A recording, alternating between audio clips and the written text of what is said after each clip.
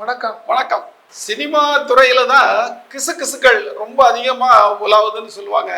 அரசியல் இதுலயும் கிசுகிசுகளுக்கு கொஞ்சம் கூட பஞ்சம் இல்லை. ஏன்னா பெரும்பாலும் யாரும் அதை வெளியில சொல்றது இல்லை. சினிமா கிசுகிசுகளை சும்மா எல்லாரும் போட்டு உடைப்பாங்க. ஆனா அரசியல் கிசுகிசுகள் ஏன் நமக்கு இந்த பொல்லாப்பு அப்படின்ட்டு எல்லாரும் ஒதுங்கிடுவாங்க. ஆனா நம்ம சில சுவாரஸ்யமான சில கிசுகிசுகளை நேயர்கள் கூட இன்னைக்கு பகிர்ந்துக்கலாம்னு நினைக்கிறோம். என்னன்னா தேர்தல் பரபரப்புல மக்களை எல்லாம் நம்ம டென்ஷன் பண்ணி விட்டோம். அதனால கொஞ்சம் கிசுகிசுகளையும் எடுத்து விடலாம் அப்படிங்கிறது தான் இந்த எண்ணம், வேற எதுவும் இல்லை. ஆமா, ஏன்னா இப்போ தென்காசி தொகுதி மக்களவை தேர்தல் முடிஞ்ச உடனே அதிமுக சார்பில் போட்டிக்கிட்ட, அதாவது கூட்டணியில் போட்டிக்கிட்ட டாக்டர் கிருஷ்ணசாமி ஒரு செய்தியை சொன்னார். திமுக கூட இந்த தொகுதியில் ஒரு பைசா கூட கொடுக்கலங்க, நல்லபடியாக அவங்க பணியாற்றினாங்க, இந்த தொகுதியில் யாருமே ஓட்டுக்கு பணம் கொடுக்கல அப்படிங்கிற ஒரு செய்தியை சொன்னார். நல்ல ஆரோக்கியமான விஷயம் அது.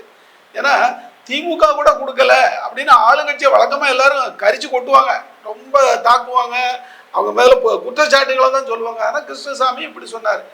நம்மளும் அதை குறித்து என்ன இப்படி சொல்கிறாருன்னு விசாரித்து பார்த்தா கிட்டத்தட்ட அது உண்மைதான். ஏன்னா திமுக சார்பில் ஆளுங்கட்சியாக இருக்கிறதுனால பணம்லாம் சப்ளை பண்ணுவாங்க அப்படின்னு எதிர்பார்த்தாங்க. இந்த தொகுதியுடைய பொறுப்பு வந்து KKSSருக்கு கொடுத்துருந்தாங்க. அவர் வந்து அந்த மாவட்டத்துக்கு பொறுப்பு அமைச்சராகவும் இருக்கிறார்.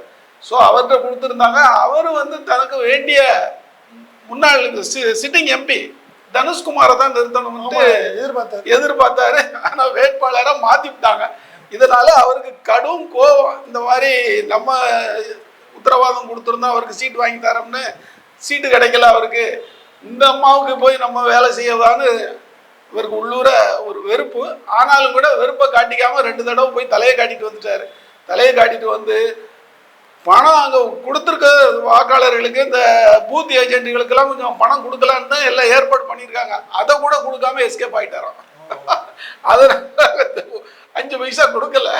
இப்போ நீங்கள் சொன்ன அதே மாதிரி இன்னொரு சீனியர் நீங்கள் சொன்ன அதே மாதிரி தேர்தல் எலெக்ஷனை தனக்கு வேண்டிய சில விஷயங்களில் ரொம்ப நல்லா பண்ணி கொடுத்துட்டாங்க அப்படிங்கிறதுக்காக இந்த சீனியர் என்ன பண்ணியிருக்காரு, நீங்கள் வழக்கமாக பார்ட்டிலாம் வைப்பாங்கல்ல, பார்ட்டிலாம் இல்லை, நான் ஃபாரின் கூட்டிகிட்டு போக போகிறேன். நல்ல திட்டம் தானே. ஆமாம், மாவட்ட செயலாளர் இந்த முக்கியமான பல இடங்களில் கிடா விருந்து பண்ணுவாங்க. ஆமாம், ஒரு 4-5 பேரை சிங்கப்பூருக்கு கூட்டிகிட்டு போக போகிறாரா. அந்த சீனியர் என்ன பண்ணுறாரு, அவங்கள கூட்டிகிட்டு போக போகிறேன்னு அந்த சீனியர் வந்து கிட்டத்தட்ட அவங்களுடைய பாஸ்போர்ட் எல்லாம் வாங்கி அதுக்கான வேலைகளை ஆரம்பிச்சிருக்கிறாரு அப்படின்னு சொல்கிறாங்க. ஆமாம். இப்போ இந்த ஜெயக்குமார் கொலையில் ஏதாவது முக்கியமான தகவல் இல்லை? அது வந்து கிட்டத்தட்ட வந்து காங்கிரஸ் தலைவருடைய கொலைங்கிறது கிட்டத்தட்ட உறுதியாயிடுச்சு. ஏன்னா போஸ்ட்மார்டம் ரிப்போர்ட்ல இது தற்கொலைன்னு இல்லை அப்படிங்கிற மாதிரி சொல்லிட்டாங்க. தற்கொலை இல்லைன்னா என்ன, கொலை தானே. கொலைங்கிற அளவுக்கு வந்துட்டாங்க. இப்போ DNA பரிசோதனைக்கெல்லாம் எலும்புகளை எடுத்து அனுப்பியிருக்காங்க. அவங்க குடும்பத்தார்ட்டெல்லாம் விசாரிச்சிருக்காங்க. அவர் கடிதத்தில் சொன்ன எல்லாரையுமே அவங்க ரவுண்ட் அப் பண்ணிட்டாங்க. அதில் ஒருத்தர் பம்பாய்க்கெல்லாம் ஓடி போனார், அவரையும் பிடிச்சி கொண்டு வந்துட்டாங்க. கொண்டு வந்து அவர்கிட்டையும் எல்லாம் விசாரிச்சிருக்காங்க, MLA-ட்ட விசாரிச்சிருக்காங்க, முன்னாள் அமைச்சர்கள்ட்ட விசாரிச்சிருக்காங்க. எல்லாம் விசாரித்து அவர் கடிதத்தில் போலீஸுக்கு எழுதினதில் ஒரு 10 பேரை குறிப்பிட்டிருக்காரு. மருமகனுக்கு எழுதினதில் ஒரு 26 பேர், மொத்தம் 36 பேரையும் இவங்க ரவுண்ட் அப் பண்ணிட்டாங்க. பண்ணி விசாரித்தா இப்போ என்னென்னா, இந்த வழக்கமாக முன்னால் என்ன சொல்லுவாங்கன்னா சிண்டிகேட் அமைச்சிட்டாங்க சொல்லுவாங்க. என்னன்னா அது இந்த வார்த்தையை நான் எங்கே கேள்விப்பட்டோம்னா, இந்த டாஸ்மாக் முன்னால் தனியார் இருக்கும்போது ஏலம் விடுவாங்க. இவங்கெல்லாம் சிண்டிகேட் பண்ணிட்டு கவர்மெண்ட்டுக்கு காசு பெறக்கூடாத அளவுக்கு இவங்க பண்ணுவாங்க. கரெக்ட் தான். அதே சிண்டிகேட் வந்து இப்போ அங்கே நடந்துகிட்டு இருக்குதான். அரசியல் பிரமுகர்கள் அந்த கடிதத்தில் உள்ளவங்க எல்லாமே சிண்டிகேட் அமைச்சிட்டாங்களாம். சிண்டிகேட் அமைச்சு இது தற்கொலைங்க, அவர் 1 வாரமா தற்கொலை பண்ண போறோம்னு சொல்லிக்கிட்டு அலைஞ்சாரு, எங்களுக்கு தெரியுங்கிற மாதிரி ஒரு வதந்தியை பரப்பி. இதுல வந்து முன்னாள் மத்திய அமைச்சர்ல ஆரம்பிச்சு MLA எல்லாருமே சேர்ந்து இப்போ வந்து தற்கொலை ஆக்குறதுக்கு முயற்சி பண்ணிட்டு இருக்காங்க. அப்படிதான் நெல்லையில இன்னைக்கு பேச்சு. இப்போ நீங்கள் அதை சொன்னதுக்கு அப்புறம் இப்போ இன்னொரு விஷயம் சொல்றேன். நீங்கள் அதிமுகவில் பொதுச் செயலாளர் இருக்காரு. பொதுச் செயலாளருக்கு வந்து இந்த தேர்தலில் பல பேர் மேலே ரொம்ப கோபம் அவருக்கு. அதிமுகவில் உள்ள சில மாவட்ட செயலாளர்கள், நிர்வாகிகள் மேலே ரொம்ப கோபம். குறிப்பாக சொல்லணும்னு பார்த்தீங்கன்னா நாமக்கல்ல இருக்கிற பிரமுகர் மேலே ரொம்ப கோபம். பொதுச்செயலாளர் அமைச்சராக இருந்தார். ஆமாம், இருந்தார். அவருக்கு மேலே ரொம்ப கோபம்.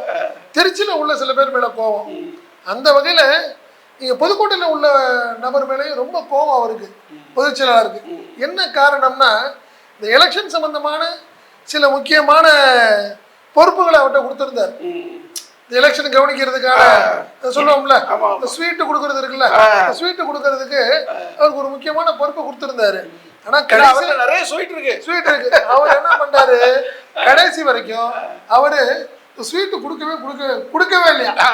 என்ன நான் என்ன சொன்னேன், ஒரு 100 மைசூர் பாக் கொண்டாருன்னு சொன்னவரு ஒரு மைசூர் பாக் கூட கொண்டு போய் கொடுக்கல போல் இருக்கு பொதுச்செயலாளருக்கு. அவருக்கு அதனால கடுமையான கோபத்துல இருக்காரு. நம்ம ஏற்கனவே பேசியிருக்கோம், அவர் வந்து கொஞ்சம் மைசூர் பாக் எடுத்துட்டு போய் கோயம்புத்தூர்ல ஒருத்தர் கொடுத்துட்டாருன்னு சொல்லி நம்ம பேசியிருக்கோம். அந்த மாதிரி அவர் என்ன பண்றாரு, அதாவது மாற்று முகாமில் உள்ளவங்களுக்கு ஸ்வீட் கொடுத்துருக்காரு, நம்மள விட்டுட்டாரு, அவங்க கட்சிக்காரங்களை விட்டுட்டாரு. தேர்தல் வந்து எடப்பாடிக்கு பெரும்பாலானவங்க நம்ம வச்சு கழுத்தறுத்து. அந்த வகையில் அவருக்கு ரொம்ப ஒரு வருத்தத்தில் இருந்ததுனால இந்த பொதுக்கூட்டக்காரர் மேல அவருக்கு ரொம்ப கோபமா இருக்காராம். ஆமா ஆமா, இந்த மாதிரி விஷயங்கள் தான் இப்ப சொல்றோம். சரி, இன்னும் அடுத்த தடவை சில கிசுகிசுகளை பார்க்கலாம். நன்றி, வணக்கம்.